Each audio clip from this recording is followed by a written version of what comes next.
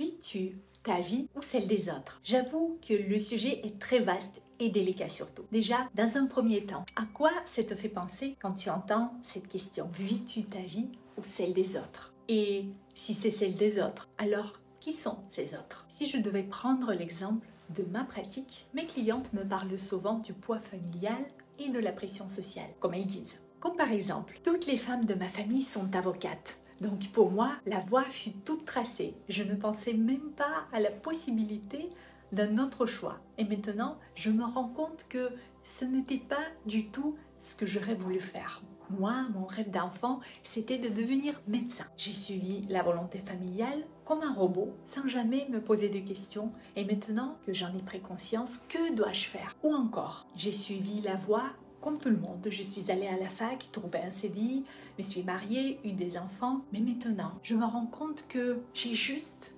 inconsciemment accompli les rêves de mes parents. J'ai été heureuse de les voir rassurés et être fière de moi. J'ai fait ce que j'ai fait sans jamais penser si je le voulais vraiment. C'était comme ça. Est-ce que ça te parle, ce genre d'introspection?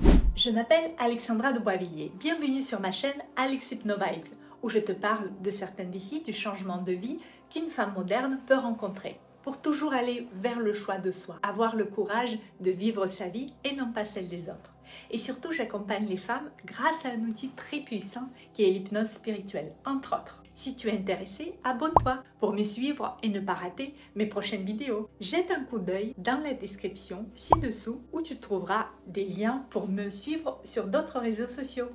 Pour tout te dire, je soulève ce sujet aujourd'hui parce qu'il revient très souvent dans ma pratique. Et évidemment que moi-même, j'ai traversé les situations dans ma vie qui m'ont montré que je n'étais pas sur le bon chemin et que je ne vivais pas ma vie.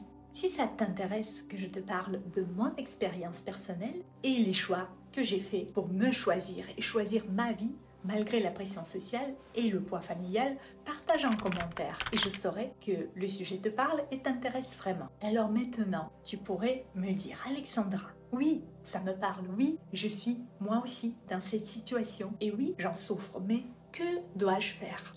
Sois rassuré, personne ne te demande de rogner ce que tu as vécu et le mettre dans la poubelle. Tu as vécu ces expériences parce que c'était ton chemin. Et avoue que tu as beaucoup appris. Maintenant, que vas-tu faire? Tu ne peux effacer ou mettre sous le tapis tout ce que tu as vécu, n'est-ce pas? C'est là où l'hypnose spirituelle et des pratiques de la libération émotionnelle que je propose en séance peuvent t'aider. Quel chemin prendre? Quelle peur lâcher? Quelle mémoire ancienne explorer pour la comprendre et faire partir au mieux? Travailler sur les mémoires transgénérationnelles ou pour les apaiser, trouver des idées pour un nouveau départ. Tout ça te permettra d'avancer sur le chemin du choix de soi et de la meilleure des manières. Oui, tu es devenue avocate parce que tout le monde dans la famille l'était.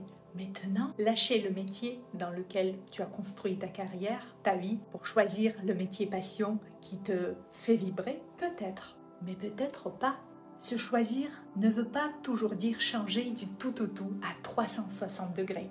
Cela veut juste dire de savoir faire désormais de bons choix, en adéquation avec ton être. Et certains outils sont là pour t'aider à le faire.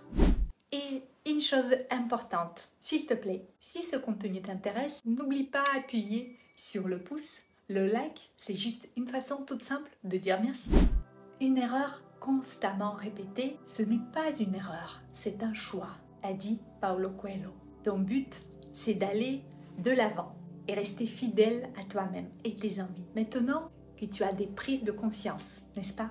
Nous sommes souvent élevés suivant les schémas familiaux et sociaux qui ne nous permettent pas de nous découvrir très tôt.